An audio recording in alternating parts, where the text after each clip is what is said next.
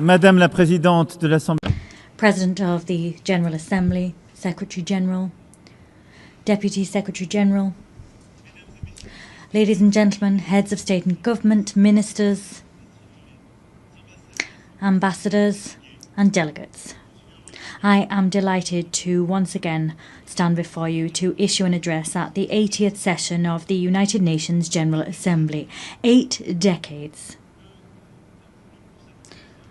ago, we wanted to serve peace, development, human rights, and we've been doing that for 80 years. After that 80 years, we now have to take stock of our progress and ensure that we keep pace with today's world. In 1945, March, we adopted the Charter of the United Nations following 2 world wars.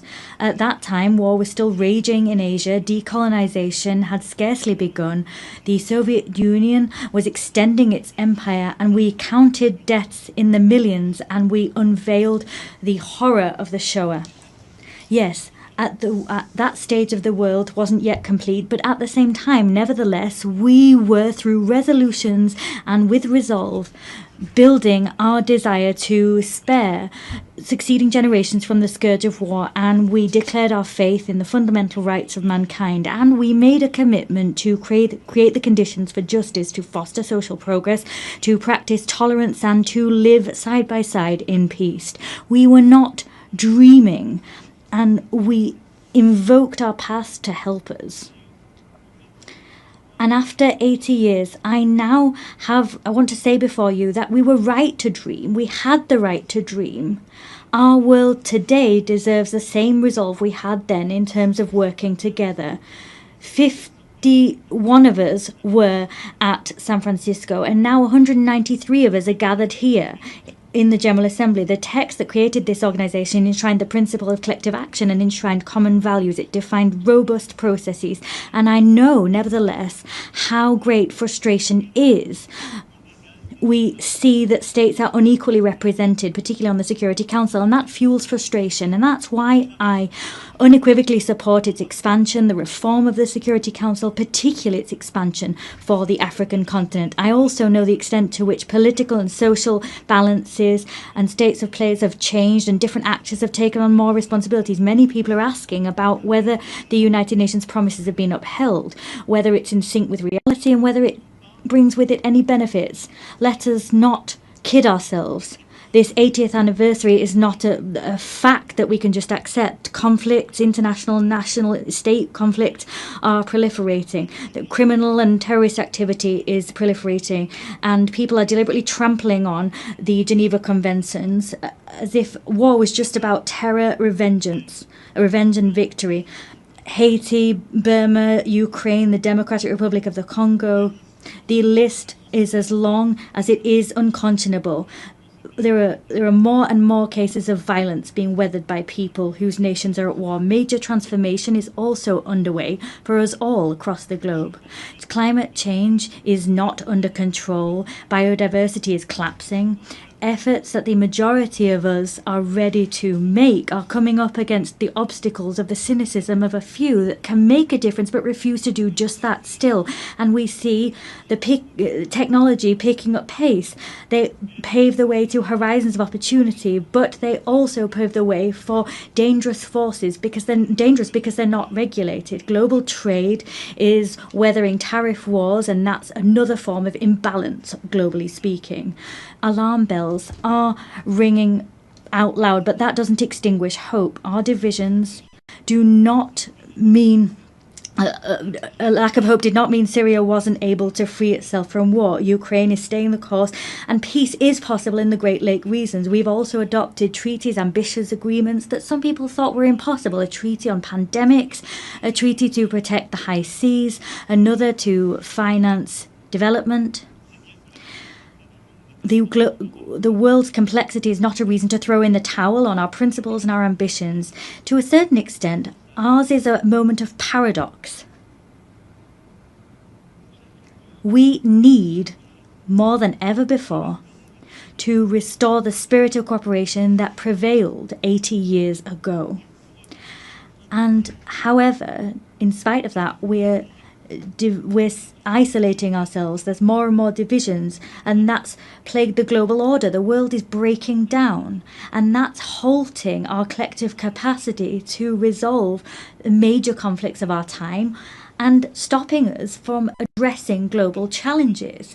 France is proud to be among the people of the United Nations and pay tribute to all the people that serve them, soldiers wearing blue helmets that maintain peace where no one else wants to go, humanitarian personnel and healthcare workers that come to the aid of the most vulnerable, legal specialists, observers, rapporteurs that bear witness to the reality, ensure that the rule of law can prevail, that arbitrary whims do not rule the day.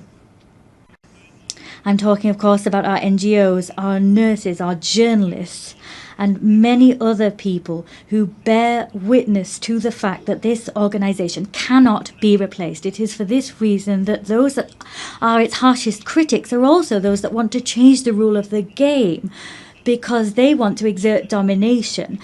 And these are people that do not want the common good to prevail. They want to serve their interests, and that is the major risk of our time. The risk of seeing the facts as they are just become the ongoing state of play. We don't want to see might is right prevail, but that's the risk. We don't want to see the selfishness of some people win the day. That's the risk. The risk is that some people, an elite, will decide the course that the world will run, and that they will forget that there's an international community. There needs to be respectful relations between peers.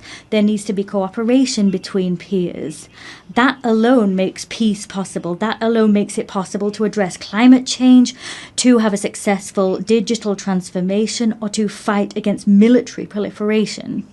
It is for this reason that 80 years later, our priority is to really find the crux of effective multilateralism, to get back to that gem, collective effectiveness. We need to be clear here. The anti-game of some people makes it almost impossible for our organisation to be collectively effective. They're playing against us. We need to work together to get back to that collective multilateralism. There's no point here in dividing the North from the South to think that there can be a united West in the face of a global South.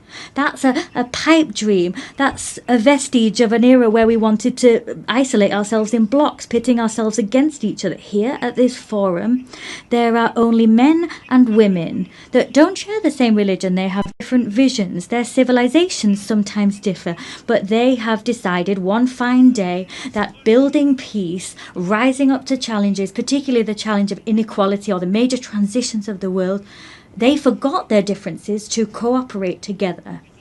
It is for that reason we need to consolidate existing rules and the institutions that guarantee our collective authority and our collective effectiveness.